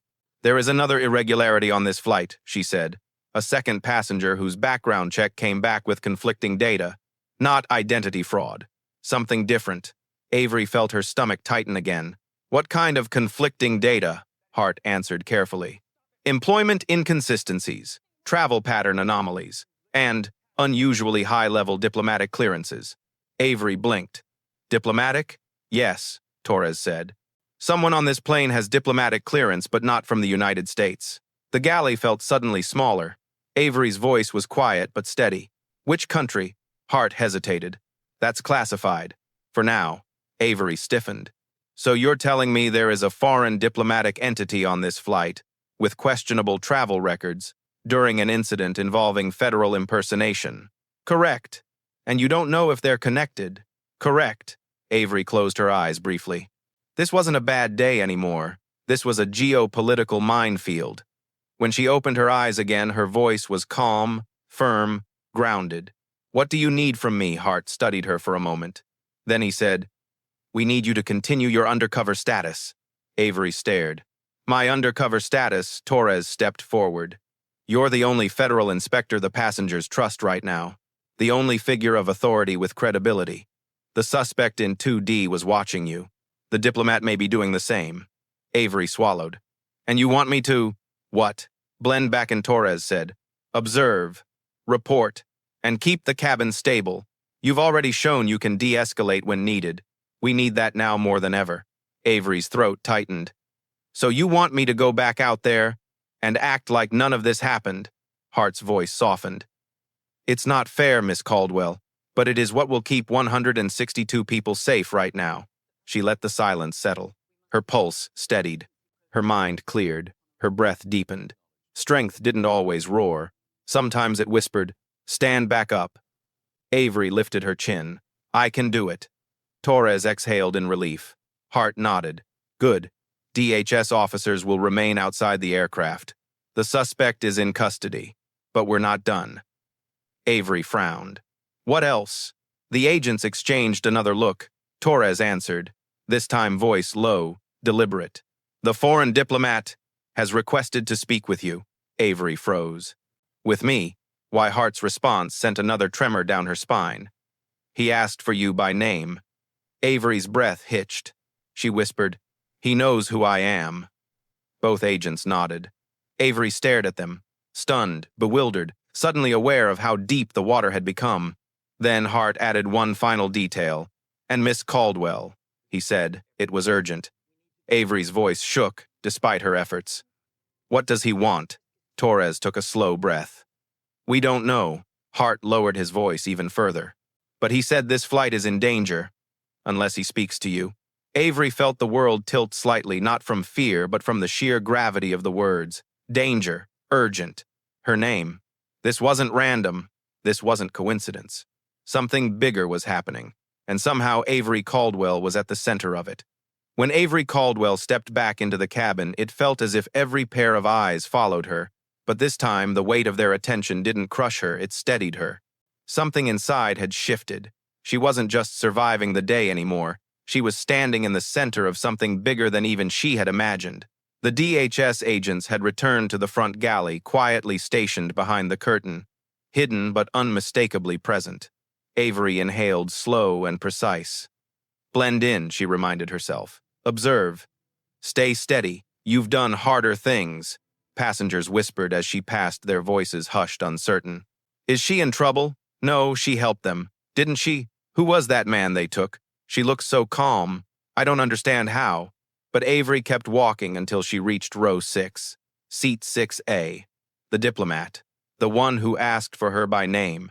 The curtain between business class and economy had been drawn, creating a quiet pocket of dimmed light. The hum of air vents filled the silence, soft and steady. A tall man sat alone in six, a posture immaculate, hands, folded eyes fixed out the window.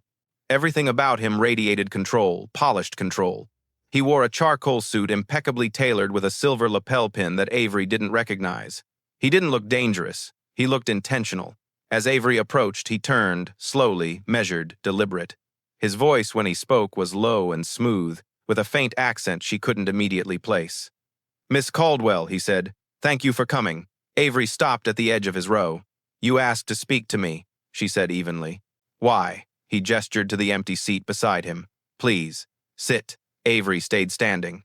"Before I take a seat," she said gently, "I need your name." He smiled, not warmly but respectfully. "Of course. My name is Ambassador Leon Varga." She repeated it in her mind. Leon Varga, foreign diplomat, conflicting data, requested her specifically. Avery met his gaze without blinking. "What country do you represent, Ambassador?" He paused, just long enough to make her pulse shift. "Corinthia." Avery frowned internally. She knew global politics well. Corinthia was a small but strategically significant nation, often caught in the orbit of larger geopolitical powers. Ambassador Varga gestured again, slow and patient. "Now please," he said softly, "sit. Time is not on our side." Avery reluctantly lowered herself into the seat beside him, maintaining an angle that allowed her to keep him in view without appearing defensive. "What do you want with me?" she asked. Ambassador Varga didn't hesitate. "I want to keep this flight safe," he said calmly. "And so do you." Avery's breath caught. His tone wasn't dramatic, it wasn't ominous, it was factual, quietly urgent. "What threat are we talking about?" she asked. He folded his hands, his fingers interlacing with slow precision. "The man in 2D is only one piece," he said. "A desperate man hired to stage a federal distraction." Avery stiffened. "Staged? By who?" "By those interested in your presence on this flight." Avery's pulse skipped. "My presence?" "Yes." The cabin around her faded slightly, as if her mind needed more room. Ambassador Varga, Avery said slowly, "Start explaining." "All of it." He leaned back, thoughtful. "Very well," he said. 3 months ago, your investigation into cross-border aviation contracts revealed discrepancies." Avery froze. Her voice was barely above a whisper.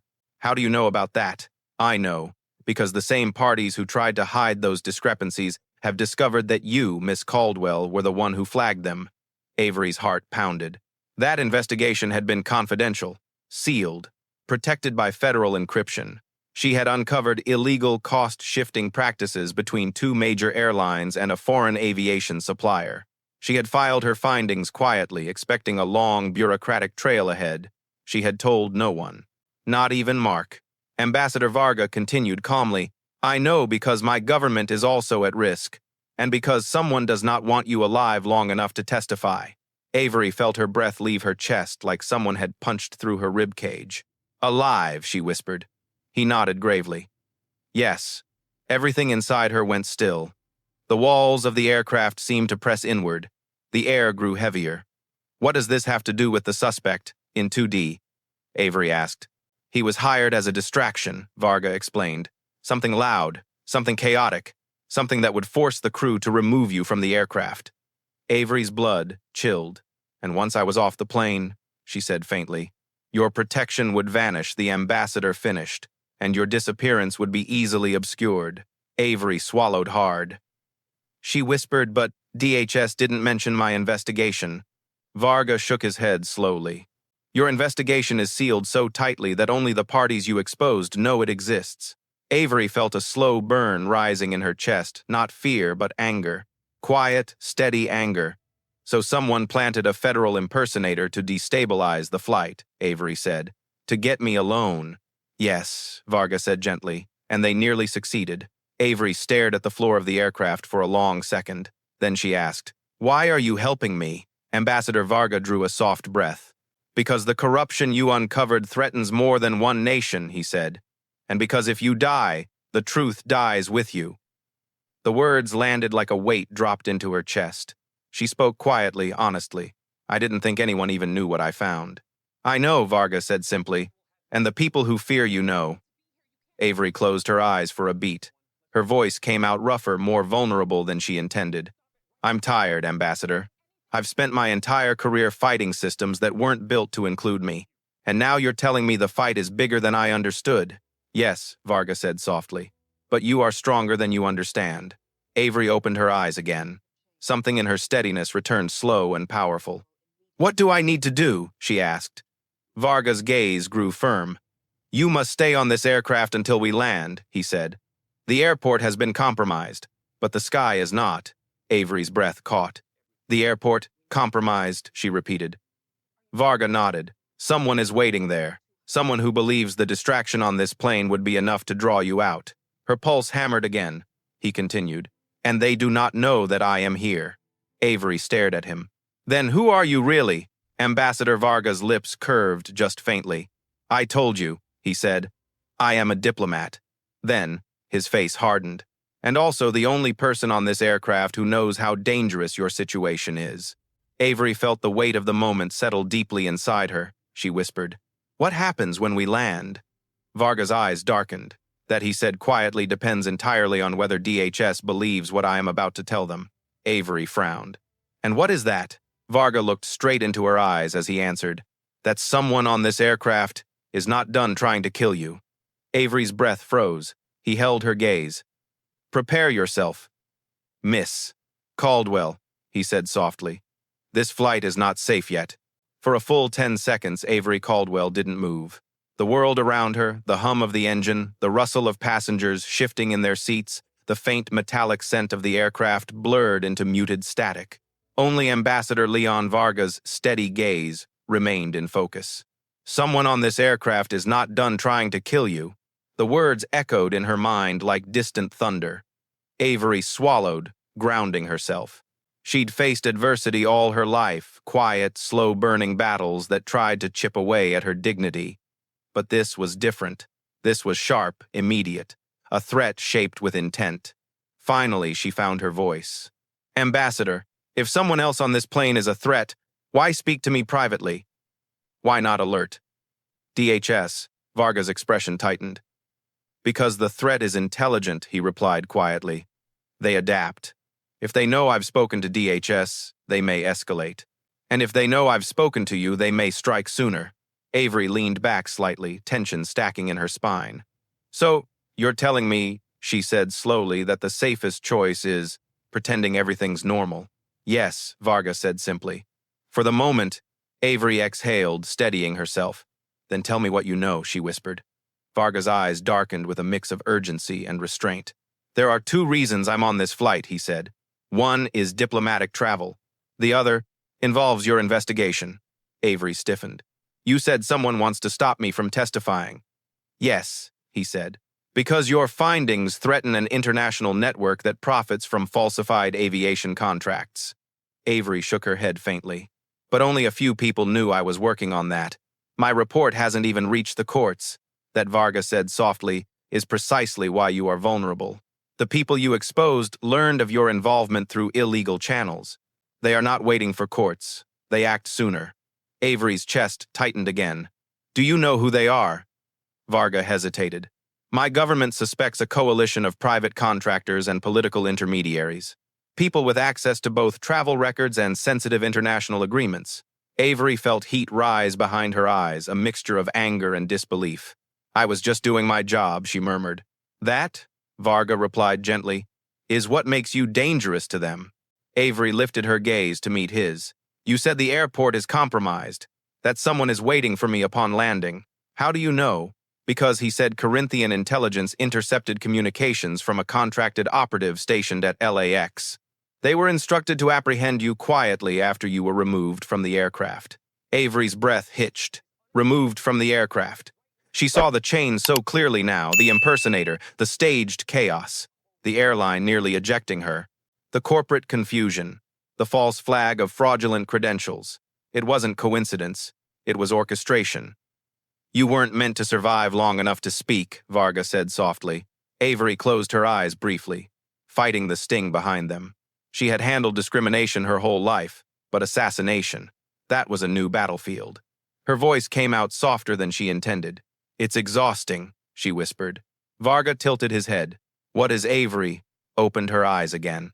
Knowing that no matter how calm I stay, no matter how qualified I am, there are people waiting for me to fall. Sometimes because of my work, sometimes because of who I am. Varga nodded slowly, respectfully.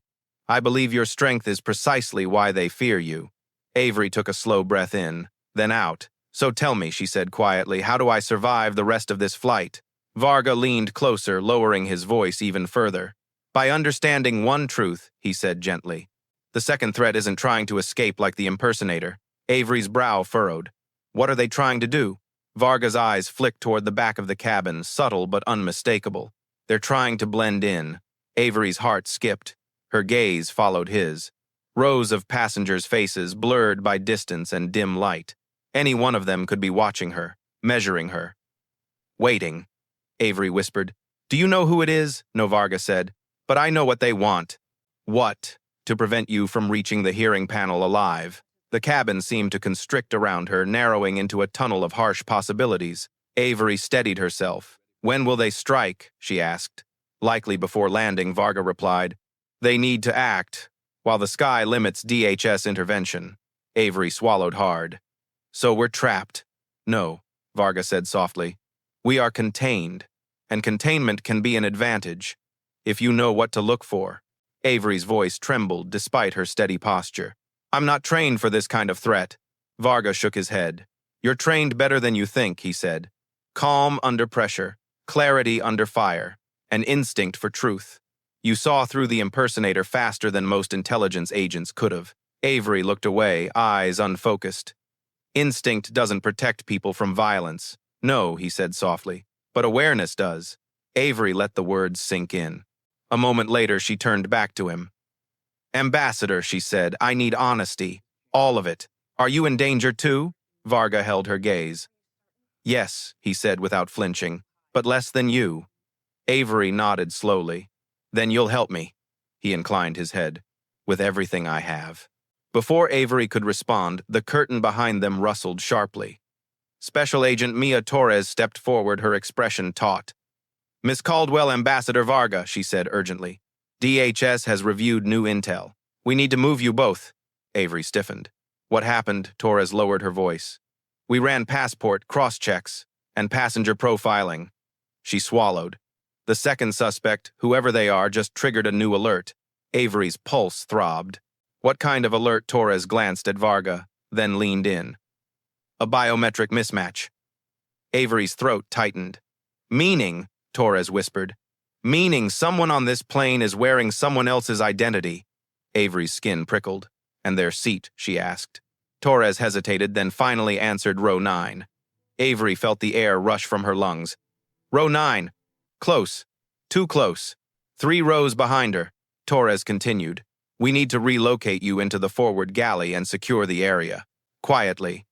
Without raising suspicion, Avery shook her head slowly. No, she said. That makes me a target.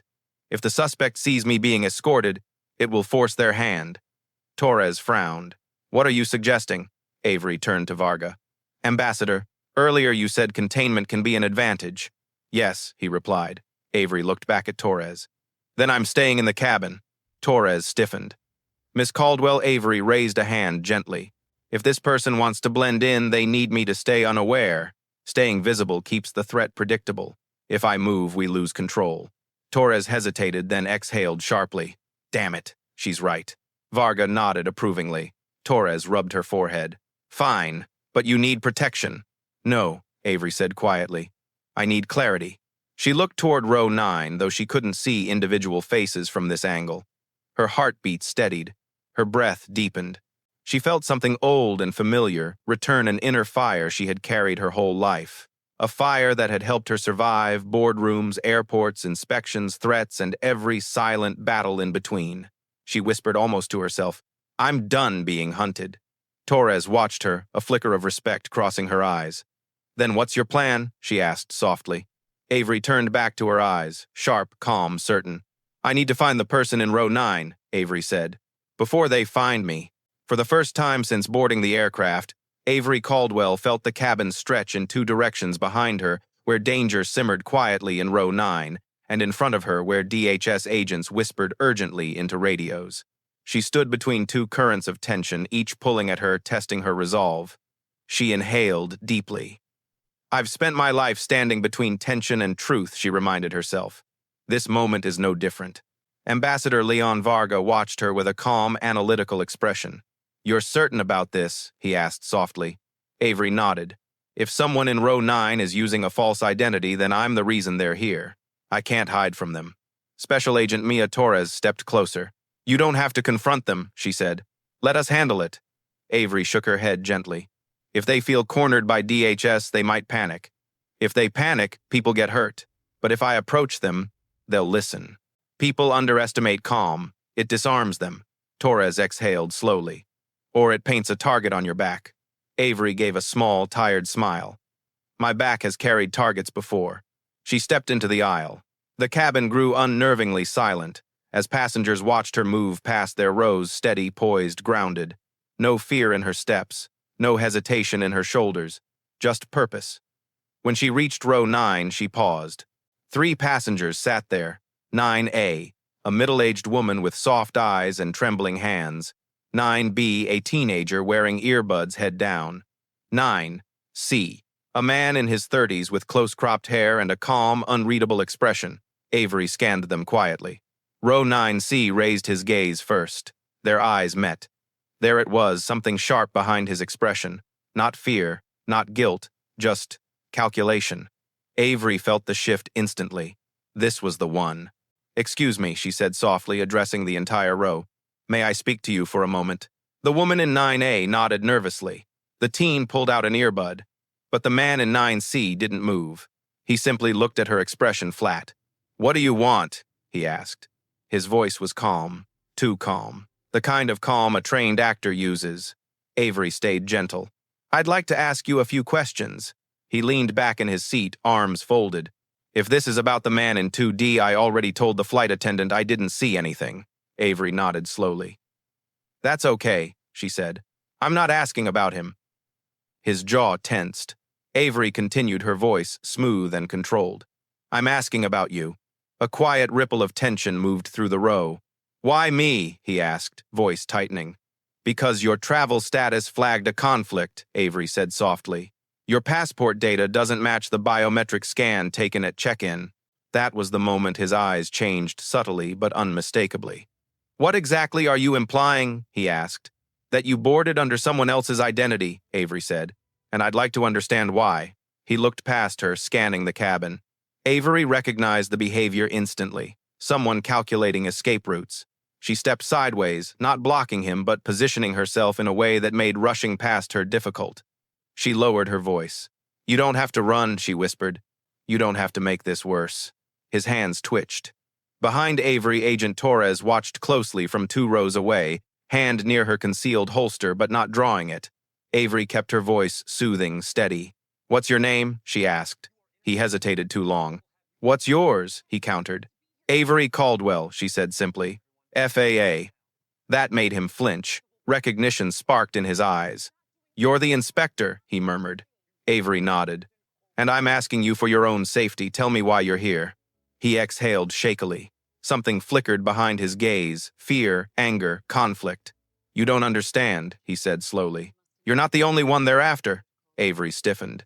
"Who else?" He looked around again, lowering his voice. "The diplomat." Avery's pulse kicked hard. "Ambassador Varga," she whispered. "Yes," the man in 9C said. "He wasn't supposed to make it onto this flight either. They want both of you gone." Avery's throat tightened. "And you?" she asked softly. "Which side are you on?" His answer was barely audible. "Neither. I'm just trying to survive." Avery studied him more carefully now. Beneath the hard expression, beneath the careful posture, she saw exhaustion, deep bone-level exhaustion, the kind carried by people running for too long. "You're fleeing someone," Avery said gently. He swallowed. Hard. "They used my real identity to track me," he whispered, "so I used a fake one to board. I thought blending in would keep me safe." Avery's expression softened. "You're not the threat," she said. "You're another victim." His eyes glistened with something desperation or relief she couldn't tell. You don't understand, he said. If they know I spoke to you, they won't, Avery said firmly. Behind her, Agent Torres stepped forward. It's okay, Torres said. We'll protect you. But the man flinched backward, panic rising. No, he whispered. You can't. You don't know who they are. Avery raised both hands gently. Then help us understand, she murmured. Tell us what you know. He shook his head violently. You're already a target, he whispered. If you help me, you'll... A sharp noise cut him off. A popping sound, loud enough to jolt the cabin, soft enough to be mistaken for something falling. Passengers gasped. A flight attendant yelped, ducking slightly. For a split second, the plane froze. Then Avery saw it, a small metallic cylinder rolling down the aisle, spinning end over end. Her stomach dropped. No! Agent Torres reacted first. Everyone down, she shouted. The cylinder hissed. Avery lunged instinctively, grabbing the teen in row 9B and pulling him behind the seats. Torres threw herself toward the aisle. The cylinder burst, not into flames, not into shrapnel, but into a thick cloud of white, choking vapor. Passengers screamed. Some coughed violently. Eyes watered instantly. Avery's lungs burned. A smoke agent, non-lethal but incapacitating. Through the fog, Avery heard someone sprinting, fast, hard, toward the front. Not the man in 9C, someone else. A shadowed figure, hooded, small, controlled, darted between rows, slipping through confusion like a ghost. The real threat. Avery pushed through the vapor, coughing hard, eyes stinging. She stumbled into the aisle just as the figure reached the curtain leading to the galley. Torres shouted behind her voice, strained Avery. Don't. But Avery ran anyway. Her lungs screamed for air, her vision blurred, but she chased the shadow. The figure crashed into the forward galley, nearly knocking over a coffee canister. Avery followed, gasping through another wave of vapor. The figure spun, raising an object. Avery barely had time to react. She ducked, feeling a sharp wind cut above her head. The object clanged against a metal wall, a tactical knife. Avery froze. The figure lunged again. Avery dodged, hitting the galley counter with her shoulder. Pain shot down her arm, but she stayed focused. The figure stepped into the dim emergency light, revealing a face Avery recognized. Jamie Lee, the flight attendant. Avery's heart stopped. Jamie, Avery whispered. Jamie's eyes were cold, focused. Nothing like the warm flight attendant who had comforted passengers earlier. You weren't supposed to be here, Jamie hissed. Avery's stomach twisted. You're the one, Avery whispered. You planted the impersonator. You triggered the biometric alert. Jamie stepped closer, knife raised. You should have walked off the plane quietly, she said, but you just had to be the hero. Just like they said. Avery backed up slowly, pulse hammering.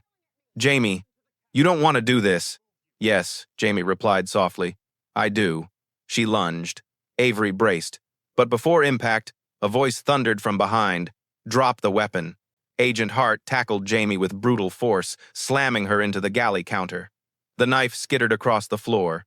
Torres rushed in, grabbing Jamie's wrists, cuffing her swiftly even as she struggled. Passengers screamed behind the curtain. Someone sobbed. Someone prayed. Avery leaned against the wall, shaking, struggling to catch her breath. Hart looked back at her. You okay? He asked urgently. Avery exhaled, chest heaving. Yes, she whispered. I think so. Torres hauled Jamie to her feet. Jamie shot Avery a final venomous glare. You don't understand what you've done, she spat. You ruined everything. Avery stared at her, not with anger, but with weary strength. No, Avery said softly. I survived everything. Jamie was dragged away. The cabin slowly filled with fresh, circulated air. The vapor dissipated. Passengers coughed, wiped their eyes, held each other. Ambassador Varga emerged from behind the curtain, studying Avery with a look of profound respect. You stood between danger and every life on this aircraft, he said. Again. Avery didn't feel heroic. She felt tired. So tired. But she met his gaze and nodded. I was just doing my job, she whispered. Varga smiled gently. Yes, he said. But tonight your job saved a nation's witness. And perhaps more than that. Avery sank into a nearby jump seat, closing her eyes briefly. For the first time all day, she felt something warm inside her, not adrenaline, not fear, but quiet, steady hope. Torres approached. Miss Caldwell, she said softly, when we land, DHS will take your statement. You'll be escorted to safety. We'll protect you, Avery nodded. But then she added, and after that, I still have a testimony to deliver. Torres smiled. After tonight, no one's stopping you. The plane began its descent, engines humming steadily.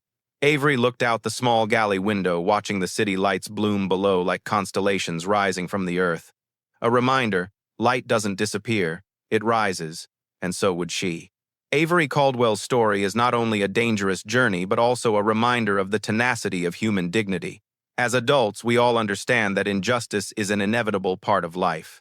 But how we choose to respond to it, keeping our cool, speaking up at the right time, or having the courage to stand up for what's right, is what defines us as human beings. Avery doesn't win by yelling. She wins by being calm, smart, and determined. She proves that strength doesn't always come in loud voices. Sometimes it comes from holding our own in the face of doubt, in the face of snap judgment, and in the face of seemingly insurmountable odds. Her lesson is for all of us, especially those who have been through a lot in life, that no one gives you dignity. But there are plenty of people who will try to take it away from you, and it's your job to never let it go. When you keep your cool, you keep the power of decision. When you keep faith in yourself, no one can break you. Thank you for taking the time to listen to this story. If Avery's journey made you think, if it touched a corner of your memory or heart, please leave a little sign. Please like, share, and subscribe to the channel to continue spreading profound emotional stories that bring hope to each of us.